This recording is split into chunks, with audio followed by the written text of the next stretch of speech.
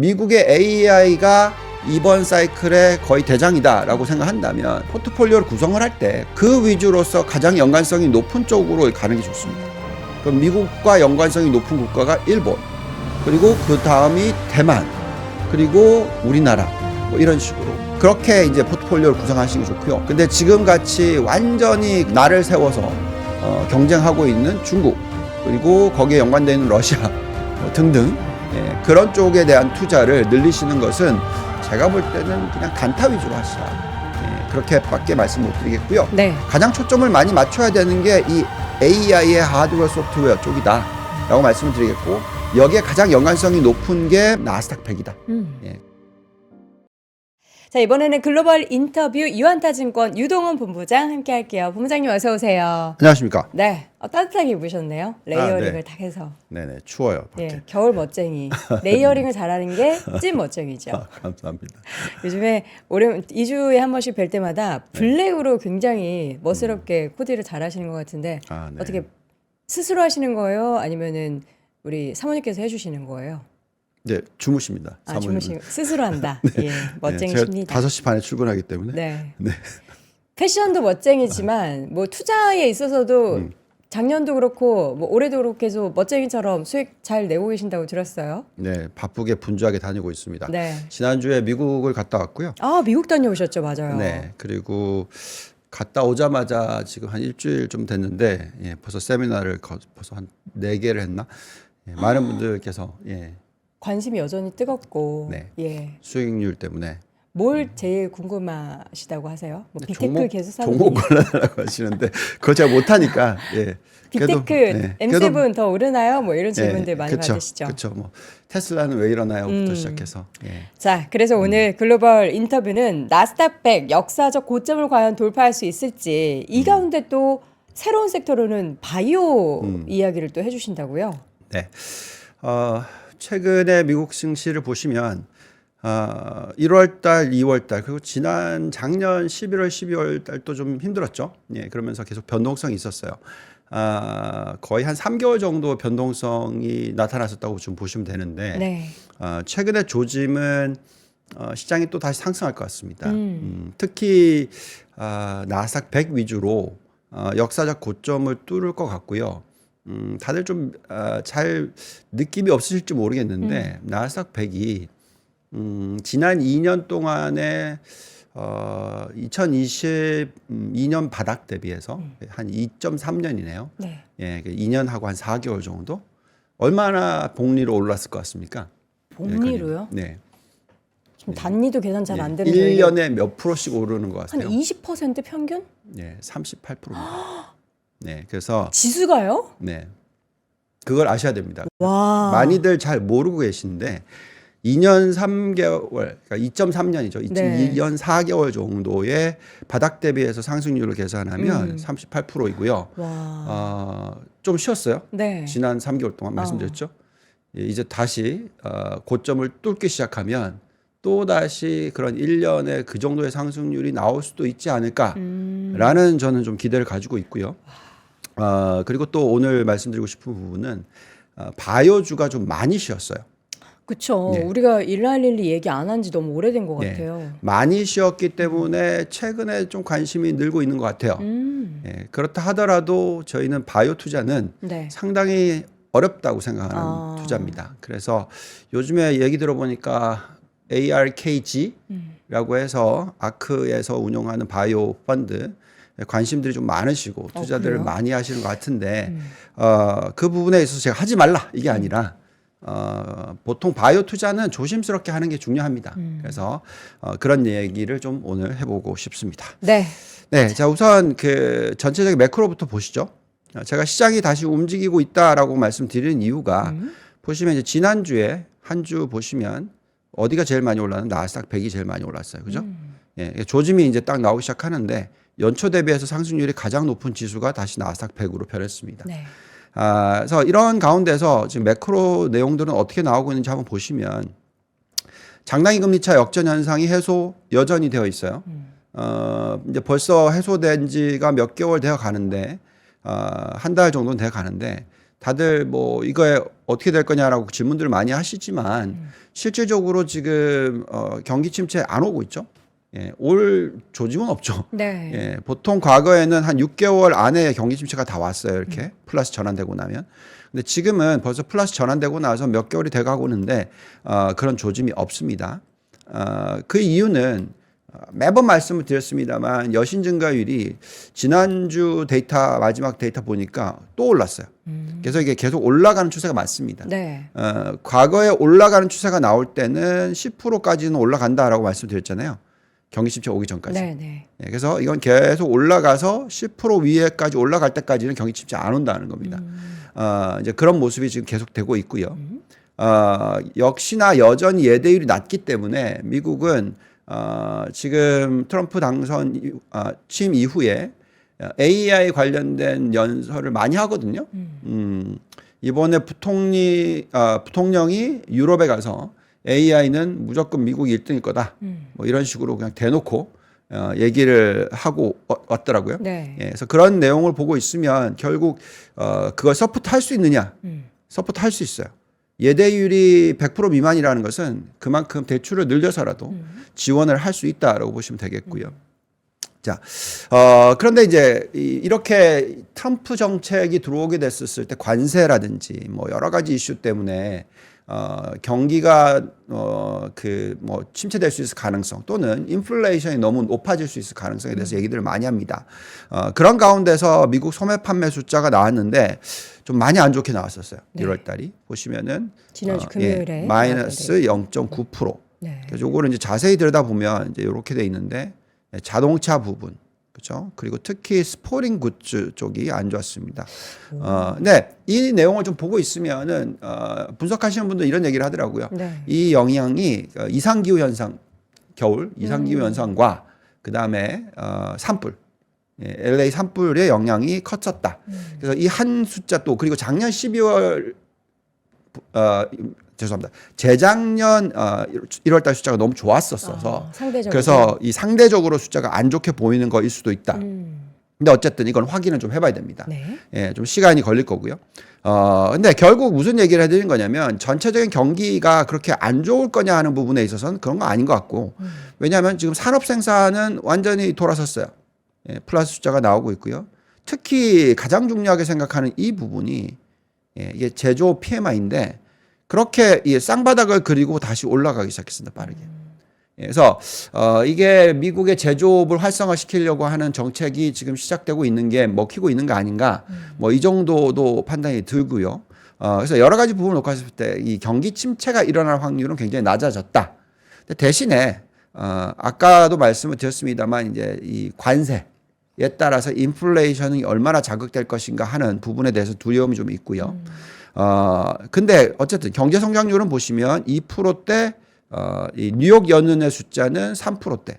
그래서 지금 1사분기 숫자입니다. 그래서 아틀란타 연은도 2% 이상이고 뉴욕 연은도 3% 이상이고. 그래서 미국 경기 침체는 안 온다라는 거고 경기 침체가 올 확률이 앞으로 1년 동안 낮다라고 생각하시면 미국 증시는 보통 20% 오릅니다. 네. 예, 그래서 무슨 얘기냐? 놀라운 거죠. 2년 연속 20% 이상 올랐는데 그죠? 올해도 또 20% 이상 오른다. 대충 이제 우리는 그렇게 생각을 하고 있다라고 말씀을 드리겠고요. 그렇죠. 그다음에 이제 인플레이션에 대한 얘기들을 정말 더 많이 하시는데 실질적으로는요. 기업들이 2021년 1사분기는 정말 이 기업들이 인플레이션에 대한 이 어닝스 콜 실적 발표할 때 정말 많이 했다면 이제는 과거 평균치로 떨어졌어요. 더 이상 인플레이션에 대한 얘기가 별로 없습니다. 물론 관세에 대한 얘기는 하겠지만 그래도 여전히 인플레이션에 대한 두려움은 많이 수그러들었다. 이렇게 보시면 될 것 같고요. 자, 그래서 이제 중요한 포인트는 이겁니다. 미국의 10년 국채 금리가 어떻게 될까에 따라서 우리가 구해보는 적정 가치가 잔존 가치 모델상에는 어떻게 나오느냐 했었을 때 올해 연말에 미국의 10년 국채 금리가 5%에 끝난다. 그럼 미국 증시 못 오른다. 예. 그렇지만 3.75까지 떨어진다. 과거 평균치에 지금 선을 그어놓은 겁니다. 만약 그렇게 된다 그러면 7,300 간다. 근데 3.75까지 떨어지려면은 그거는 어려울 수도 있습니다. 100포인트가 떨어져야 돼요. 네, 그렇죠. 근데 이제 어쨌든 제가 말씀드리는 건 이게 이제 떨어지기 시작하면 네. 요 밴드까지 떨어질 수 있는 확률은 항상 있어요. 네, 네. 올라가기 시작하면 항상 요렇게 이 전 고점을 뚫으려고 하는 그 힘이 있거든요. 네. 그래서 지금 보시면은 이렇게 꼬리를 내리고 쭉 떨어졌잖아요. 네. 무슨 얘기냐면 관세 때문에 이렇게 오르는 듯 했단 말이에요. 근데 지금 관세 얘기 그렇게 많이 나오고 있는데 떨어진단 말이에요. 네, 결론은 무슨 얘기냐면 트럼프가 관세를 가지고 인플레이션을 자극하게끔 하는 방향성이 그 강도가 세지 않을 거다라고 인식하기 시작하는 겁니다. 그러니까 지금 보시면 모든 관세를 다 때리면 17% 이게 말하고 있는 걸 관세율을 그러면 인플레이션 자극하는 전체 숫자가 1%. 근데 지금 3.1%에서 10%까지 올리면 0.5%가 안 된단 말이에요. 네. 0.5, 0.4%밖에 안 됩니다. 네. 자, 그러면 결국은 미국의 인플레이션은 2%대 초반까지는 떨어진다는 얘기예요. 장기적으로. 예, 그러면 결국은 미국 10년 국채 금리는 4%대 초반까지는 떨어진다라는 거죠. 예, 그래서 결국 지금 시장이 바라보고 있는 거는 관세에 대해서 예민하게 반응했던 거는 이제 끝나는 것 같고요. 그게 끝나다 보니까 아까 말씀드렸듯이 시장이 특히 이 나스닥 100 위주로서 모멘텀이 다시 나오고 있지 않나 이렇게 저희는 좀 해석을 하고 있습니다. 네. 이게 관세에 관련해서 지난주 다르고 이번 주 다르다. 계속 트럼프 대통령이 이제 보편 관세에서 뭐 상호 관세 얘기 나오고 뭐 특정 나라나 산업에 대해서는 뭐 안 할 수도 있다라는 얘기 나왔다가 또 지난주 인터뷰 때는 뭐 4월부터 자동차 쪽에 있어서의 관세 부과한다 뭐 이런 불확실성이 작게는 움직이게 하겠지만 말씀하신 내용은 시장이 받아들이는 내용을 봤을 때는 트럼프의 관세에 미치는 영향은 굉장히 제한적일 것이다라고 그렇게 해석을 본다라는 하는 것도 거죠. 있고요. 그다음에 이제 트럼프가 이 관세를 가지고 하나의 무기로서 이용을 하는 거죠. 네. 근데 궁극적으로 지금 트럼프가 하려고 하는 걸 뭐 감히 읽어보려면 거의 중국 죽이기거든요. 그렇죠. 네. 그래서 결국은 예를 들어서 캐나다를 때리고 멕시코를 때리는 거는 네. 중국의 자본이 캐나다와 멕시코에 제일 많이 들어갔단 말이죠. 그러니까 거기에 연관돼 있기 때문에 그 부분을 하는 거고요. 네네. 그 다음에 또 캐나다와 멕시코를 때린 건 국경이기 때문에 거기에서 마약이 많이 들어온다는 거잖아요. 예, 그러니까 이제 불법 이민자 쫓아내고 네. 그 국경을 보강하고 이런 걸 하고 있단 말이죠. 그것도 실질적으로 중국하고도 연관성이 많다는 거죠. 네. 예, 그래서 여러 가지 부분을 놓고 보면은 제가 볼 때는 결국 트럼프는 뱉은 말을 제대로 하고 있다. 즉 패권을 가져가겠다. 그리고 AI를 가지고 전 세계의 가장 강대국으로서 자리매김을 하겠다라는 거고요. 그럼 이제 이거를 어떻게 해석을 해야 되냐면 중국이 미국을 이길 수 있느냐? 뭐 딥시크 얘기 나오면서 뭐 엄청나게 좋을 것 같죠. 그리고 최근에 보시면은 항생 IT 그리고 중국 IT 업종이 많이 올랐어요. 네. 예, 그 부분을 좀 이따 보여드릴 텐데 어쨌든 그러면서 사람들이 또 다시 중국이 막 엄청날 것 같이 얘기를 하는데 제가 볼 때는 그거 정말 조심해야 된다. 아니 일부 미국에서 또 유명한 그런 투자자 중에서도 최근에 중국 주식을 엄청 많이 사가지고 그게 또 많이 회자되기도 했어요. 네, 그리고 봤습니다. 3%에서도 네, 그 네, 인터뷰 네, 하신 네. 거 봤고. 예, 아무튼 조심하시는 게 전 좋다고 생각합니다. 뭐 이건 제 개인적인 네, 의견이고 네, 네. 사람들의 의견은 다 틀릴 수가 네, 있지만 네. 저는 중국이 미국의 AI를 이길 확률은 10%도 안 된다라고 봅니다. 예, 그래서 절대적으로 투자를 할 때 있어서는 미국 AI 위주의 투자가 좋다라고 네. 말씀을 드립니다. 자, 그다음에 이제 우선 주식부터 좀 얘기를 하자면 뭐 여전히 우리는 주식 비중 80%, 채권 비중 20%라고 얘기를 해드리고 있고요. 이런 가운데 이제 금에 대해서도 보시면은 금 가격이 막 올라갔잖아요. 근데 사실은 ETF로는 보시면 자금이 빠져나가고 있어요. 금 ETF요? 예. 어? 근데 왜 올라가느냐? 이건 중앙은행 때문에 그렇습니다. 중앙은행에서 금을 모아서. 예. 특히 중국 중앙은행이고요. 네. 예. 그래서 이것도 사실 미국과 중국의 싸움이에요. 금 모으기도. 예. 금을 모아서 금 가격이 올라가면 호재는 중국이고요. 예. 미국은 오히려 지금 트럼프가 정책 내놓을 거잖아요. 가상화폐에 대해서. 아마 중앙은행이 가상화폐에 대해서 또 관여를 할 겁니다. 미국 중앙은행. 네네. 예, 그래서 저는 지금 현재의 상황에서는 인플레이션이 생각보다 높게 나오니까 금 가격이 올라갈 수 있는 여건이 나오는데 인플레이션이 다시 하향 안정화될 수 있다라고 한다면 저는 금보다는 가상화폐입니다. 특히 비트코인. 예, 이렇게 말씀을 드릴 수 있을 것 같고요. 네. 자, 지금 개인 투자자들의 주식 비중이 상당히 높은 건 사실이에요. 그래서 과거 닷컴 버블 수준까지도 올라간 게 아니냐라고 얘기를 하지만 저는 이 숫자는 좀 그렇게 중요하지 않다고 생각합니다. 왜냐하면 결국은 기업의 ROE가 중요하거든요. 네. 예, 지금 미국 기업들의 ROE는 과거 역대상 가장 높은 생산성을 이용해서 지금 4, 4분기 실적 발표 좀 이따 보여드릴 텐데요. 영업 마진율이 역대 최고치를 창출하고 있습니다. 그래서 실적이 좋은 가운데서 지금 개인 투자자들이 투자 현금 비중이 작고 주식 투자 비중이 높다라는 것은 이건 좋은 모습이다. 네. 라고 우리는 해석을 하고 있고요. 자, 이런 것도 있습니다. 1950년부터 25년까지 장기적인 추세 분석인데요. 여기 나와 있는 이 회색 선들은 뭐냐면 약 3개월 정도, 아까 말씀드렸잖아요. 3개월 정도의 어떤 이 낮은 변동성 구간이 나오고 나면 네. 예, 그래서 아래 위로 한 6% 정도. 그 정도가 나오고 나면 보통 시장은 뭐 둘 중에 하나가 나옵니다. 근데 그게 뭐냐면 여기 나와 있듯이 이 80년대 급등 또는 90년대 급등장이 나오거나 아니면 반대로 2008년처럼 급락 또는 뭐 2022년에 하락 또 여기 보시면 1972년에 급락 그러니까 이런 모습이 나올 거다라는 거죠. 그냥 쉽게 그냥 흐지부지로 갈 확률은 낮다. 그러니까 무슨 얘기냐?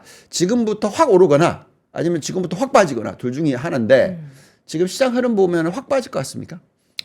그러진 않아요. 그렇지 않죠. 네. 예, 그래서 오히려 확 올라갈 수 있는 확률이 지금 만들어지고 있다. 그것을 가장 주도하는 것이 AI 테마를 이용해서 AI 테마라고 하긴 좀 그렇고요.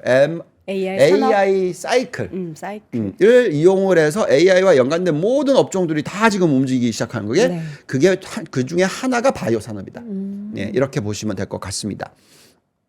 자, 그래서 여전히 우리는 미국 쪽에 대한 투자 비중이 높아야 된다라고 계속 얘기를 해드리고 있고요. 또 지금 보시면은 이제 아까 이제 이익 얘기했잖아요. 얼마나 이 놀라운 것들이냐면 여기에 나와 있듯이 지금 4, 4분기 실적이 거의 80% 발표했어요.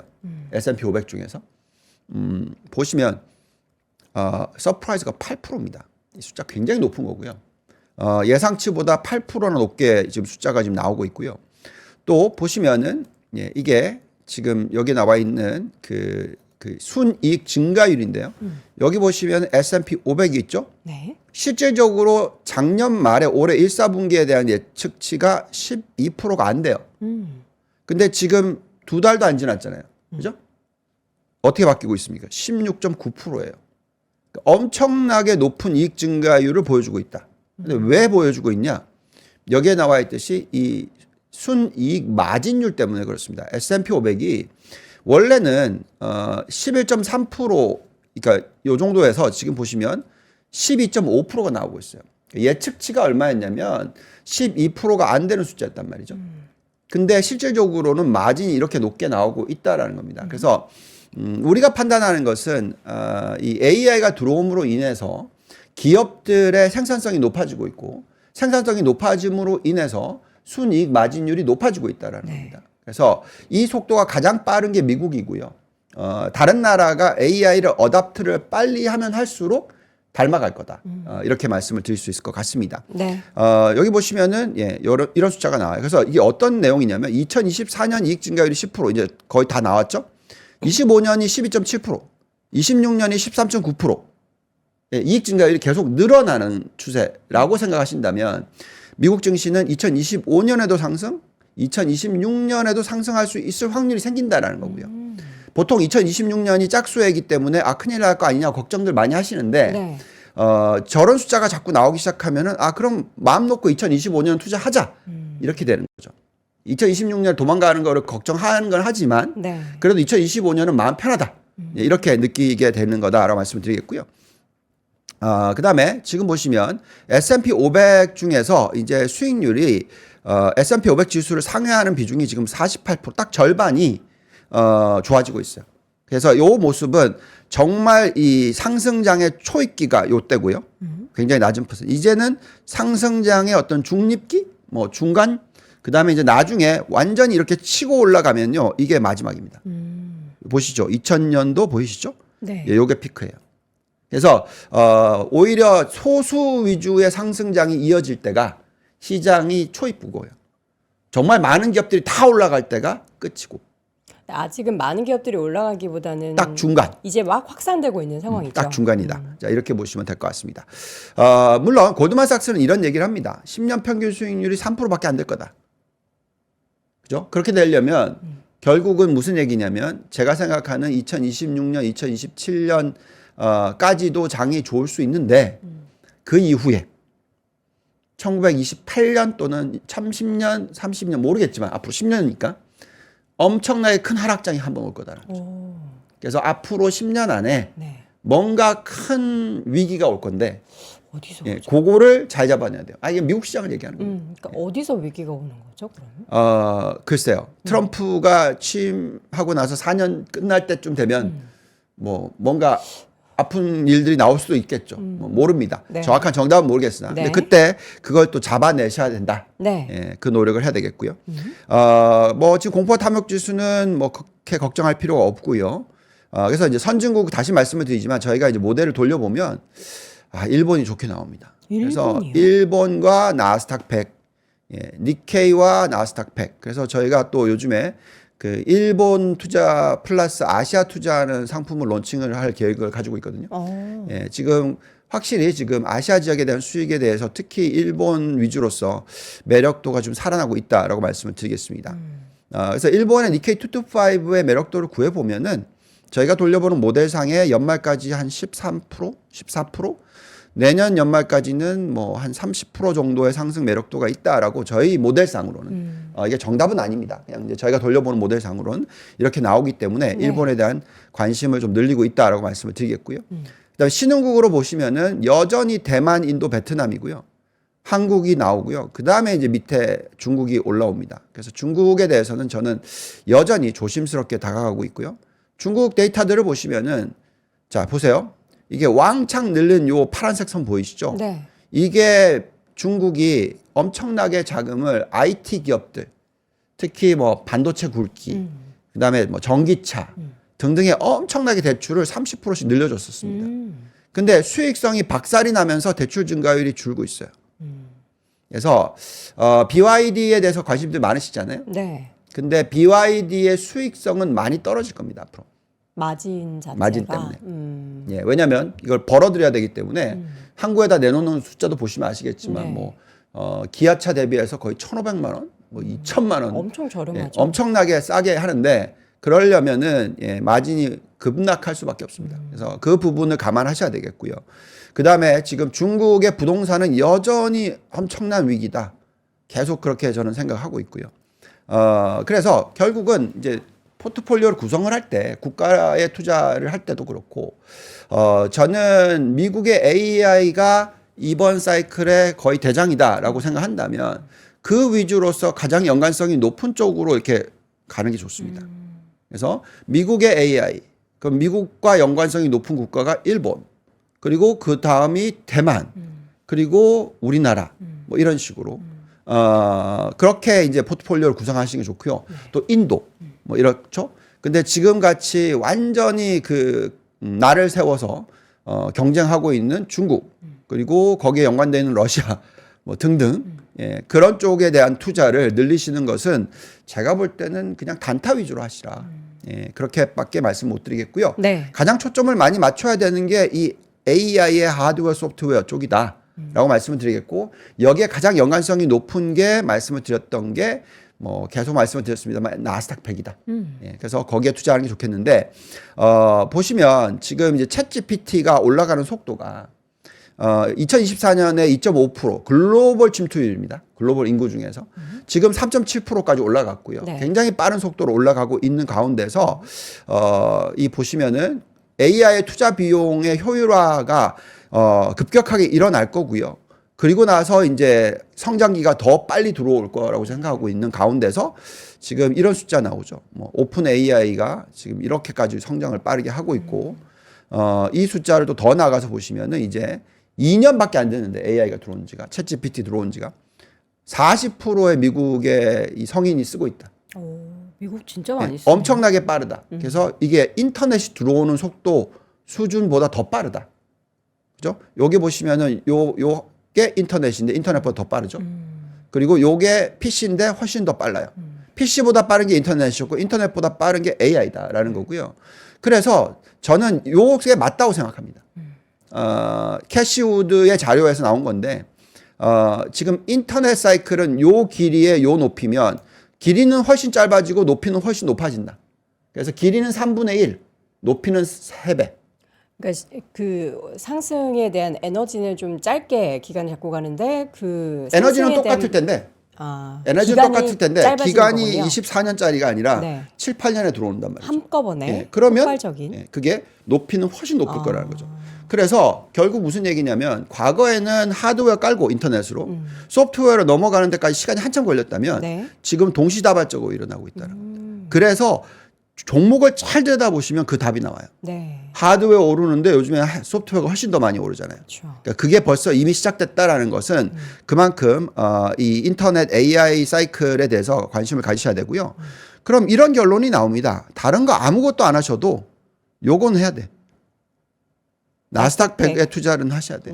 왜냐하면 인터넷 사이클 때가 복리가 40%였고요. 네. 모바일 인터넷 사이클 때가 가장 높은 23%였는데 S&P 500보다 훨씬 높습니다. 그렇죠. 지금 38% 나오고 있단 말이에요. 아까 말씀드렸죠. 네. 예, 그래서 지금 나스닥이 자그마치 112% 올랐고 나스닥 100이 연 복리 수익률 38%가 나오고 있다. 이거를 네. 꼭 기억하세요. 예, 그리고 빅테크로 봐주시면 지금 차이나 빅테크가 확 올라오긴 했어요. 그렇지만 제가 볼 때는 요거는 계속 여기까지 캐치업하고 나면 또 다시 미국의 빅테크들의 수익률이 또 들어올 겁니다. 예, 그렇게 보고 있고요. 지금 보시면 왜 그러냐면 미국의 빅테크가 중국의 빅테크에 투자하는 규모의 7.3배예요. 미국이 7배 이상 더 네. 많은 거죠. 예, 이길 수 없습니다, 이거. 근데 만약에 2025년에 지금 아까 저희가 중국이 지금 테크 쪽에 투자하는 비용이 엄청 많이 늘어났다고 했잖아요. 그래서 미국을 압도하는 숫자의 투자를 올 한해나 뭐 내년까지 단행을 할 못합니다. 가능성은 없나요? 예, 못합니다. 그런 숫자가 나올 수도 없고요. 네. 지금 예, 그거는 제가 볼 때는 거의 impossible. 네, 결국 투자가 많이 들어가는 쪽이 이기는 거고요. 네. 그리고 그만큼 이 컴퓨테이션의 능력이 높을수록 더 좋다라고 말씀을 드리겠고 지금 소프트웨어 지출을 보시더라도 예, 지금 미국이 이렇게 급격하게 두 자릿수로 올라가기 시작했어요. 2025년에. 네. 2026년 확 올라갈 겁니다. 제가 볼 때는. 그러면서 소프트웨어와 반도체 하드웨어 쪽에 대한 관심이 가장 높아야 된다고 여러 번 얘기해 드리고 있고요.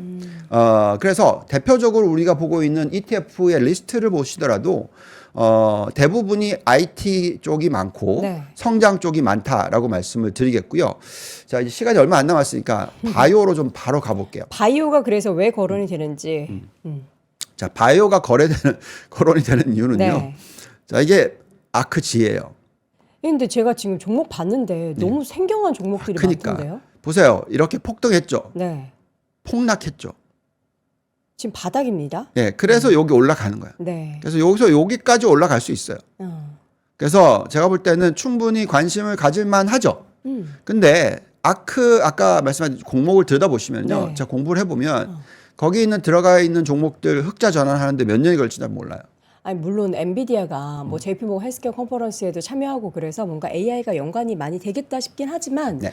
기업을 잘 골라야 될 것 같아요. 그렇죠. 그게 흑자 전환되는 거와 네. 연관성이 그게 쉽지가 않단 말이죠. 바이오 투자만큼 어려운 게 없단 말이죠. 네. 예. 왜냐하면 이름의 법칙이라는 게 있기 때문에 네. 신약 개발에 대한 비용이 9년마다 더블씩 늘어난다는 거고 물론 AI가 들어오기 때문에 그 더블로 늘어나는 게 훨씬 줄어들 겁니다. 네. 그렇지만 결국 무슨 얘기냐면 다각화해서 투자해야 된다. 분산 투자를 해야 된다라는 거고요. 왜냐하면 100개 기업 중에서 한 3개만 성공하는 거고 나머지 97개는 망하는 거기 때문에 분산 투자를 하셔야 돼요. 그러니까 그 3%를 골라낼 확률이 없단 말이에요. 거의 없단 말이죠. 그러니까 그거는 투자를 그렇게 하시면 안 되죠. 종목을 고르는 거는. 네. 그래서 오히려 흑자 전환을 한 종목들 수익률을 좀 못 낸다 하더라도 네. 그래서 그런 기업들이 많은 ETF가 바로 이런 ETF입니다. FBT. 차라리 투자를 할 거면 죄송합니다. IBB고 IBB. IBB. 그리고 더 좋은 건요. 요겁니다. FBT. 이거 추세가 좋네요. 보시오. 요거를 뚫고 올라갈랑말랑하죠. 근데 여기 들여다 보시면은요. 여기 있는 종목들은 대부분 큰 종목들이 시가총액이 큰 종목들이 보시면은 네. 흑자 전환을 이미 한 종목들이에요. 아. 그래서 요런 식으로 좀 투자하는 게 낫지 않을까. 그러니까 바이오 쪽에 투자하려면 아직 실적이 찍히지 않은 기업들, 물론 성장에 대해서는 기대해 볼 수가 있겠지만, 그렇죠. 만약에 진짜 일라이 릴리 같이 네. 뭐 한번 제도 딱 하나 종목 골랐었으면 어. 10배 먹죠. 10배. 그렇죠.